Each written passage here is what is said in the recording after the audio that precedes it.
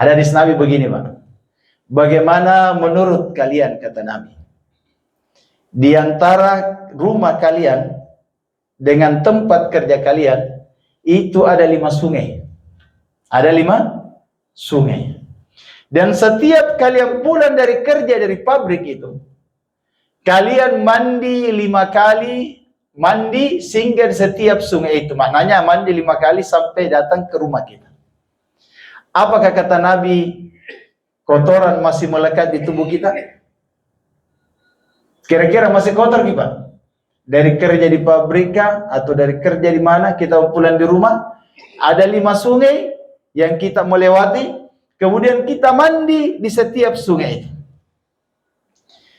Maka saudara muliakan Allah Ta'ala, maka kata para sahabat, ya Rasulullah, tidak ada lagi kotoran yang akan melekat di tubuh kita. Maka kata Nabi, itulah perumpamaan solat 5 waktu. Dengan solat 5 waktu, Allah Subhanahu wa Ta'ala akan menghapuskan seluruh dosa-dosa kita. Makanya rahmat yang besar dari Allah Ta'ala dengan solat. Dengan solat ini rahmat Allah Ta'ala kepada kita. Kita ini Pak tidak bisa terlepas dari dosa, dari maksiat dalam kehidupan sekarang ini.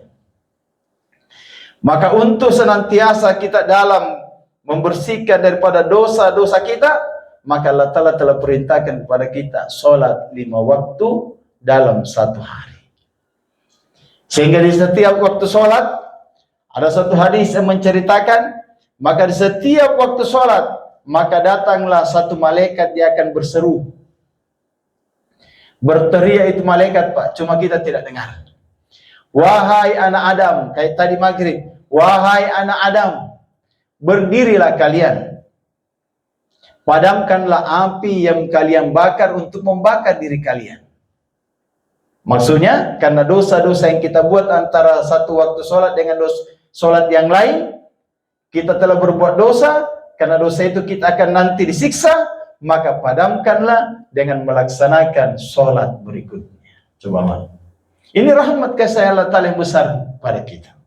Kemudian saudara yang muliakan Allah Ta'ala, sholat ini juga, ini adalah tameng terbesar untuk mencegah kita dari perbuatan keji dan mungkar. Ini adalah tameng terbesar. Hari ini saudara yang muliakan Allah Subhanahu wa Ta'ala, kalau kita lihat orang di mana-mana ini umat jauh dari kehidupan yang normal, bikin kacau di mana-mana, maka kita cek, pasti dia tidak sholat. Pasti dia tidak sholat. Karena ketika seseorang tidak sholat, maka kemungkaran akan datang dalam kehidupannya. Dan dia tidak memiliki tameng untuk terhindar dari kemungkaran. Inna sholata tanha anil fahsai wal munkar. Bahwa sesungguhnya sholat yang kita kerjakan dengan sungguh-sungguh, maka itu akan mencegah seseorang dari perbuatan keji dan mungkar. Maka untuk menghilangkan daripada keadaan umat ini dari kemungkaran, kerusakan di mana-mana, maka solusinya kita mau dakwakan sholat di mana-mana.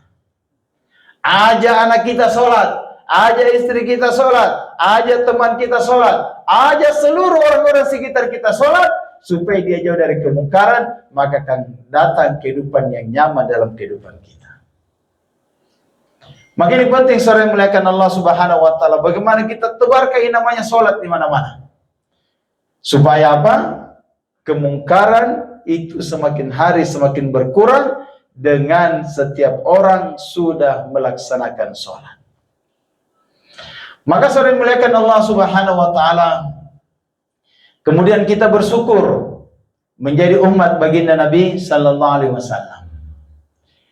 Nabi-nabi terdahulu itu Pak, itu sudah diceritakan tentang kemuliaan umat ini. Akan datang nanti umat akhir zaman.